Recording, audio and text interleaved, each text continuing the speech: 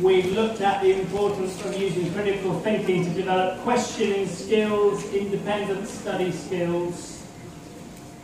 We've looked at kind of deeper processing in terms of students discovering language.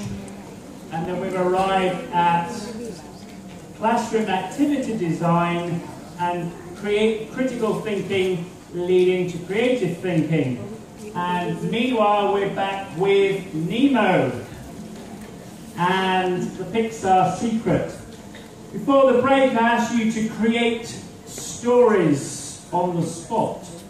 Anybody got a story they would like to share? People putting hands up. Lovely. Let's have a couple of stories and then we'll move on. Okay.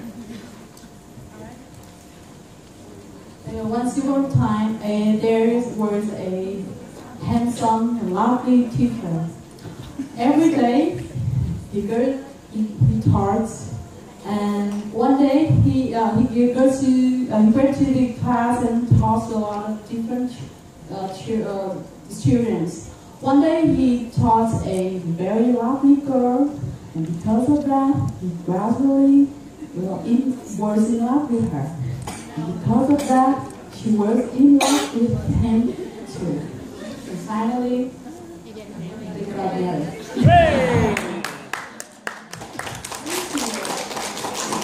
Another bit of romance. One more. Oh, we got somebody over here. Here we go. Once upon a time, there was a teacher teaching English in Hanoi. Every day he went to school to teach his students. One day, his student lost interest in learning English. Because of that, he lost his job. Because of that, he had to become a full-time housewife. Until finally, he attended a workshop about English teaching, and he found a way back to his career.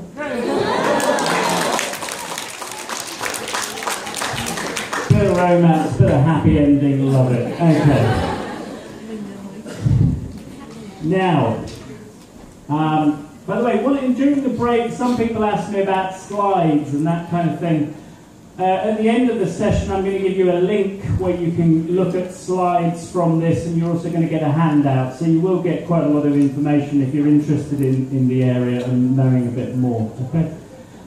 I'm just going to talk for another 20 minutes and then we'll hand over to Dave to do something, but I just want to finish up what we've been looking at. So motivating classroom activities. There is a serious side to the Nemo story, which is a great task. I've done it with kids, teenagers, and I've also done it with fully grown business people, just because it was fun to do.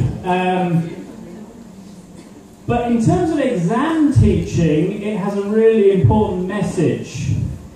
If you get students to analyse and evaluate the structure of an exam, a piece of exam writing, if your students have to write something for an exam, getting them to think critically about the question is really useful. What we've done here with Nemo is to analyse the structure of the film, and now students can produce their own story. We do exactly the same when we teach exam writing. Here's an exam question. This is typical of an IELTS exam, but maybe you have something similar on the Vietnam exams.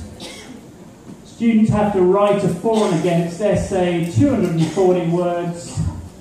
They get a statement. Sport in school should be more competitive so that students can learn about real life.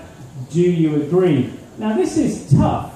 Students have to write about an essay responding and discussing the arguments for and against. I think that's really hard.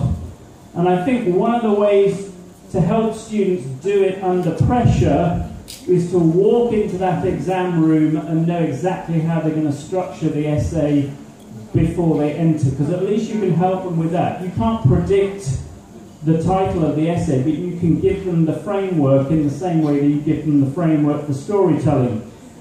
So if I give them a model answer, which you'll often find in course books when they're teaching writing, you get an example piece of writing and you get students to analyse it, I would have them analyse the discourse, which for this essay, they would pull out sentences like there are various arguments for and against.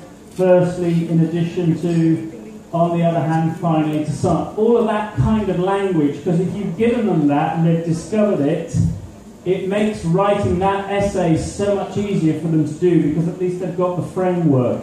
If we don't give them that and they haven't analysed that, their writing just has no structure. There's an interesting expression in English which is thinking out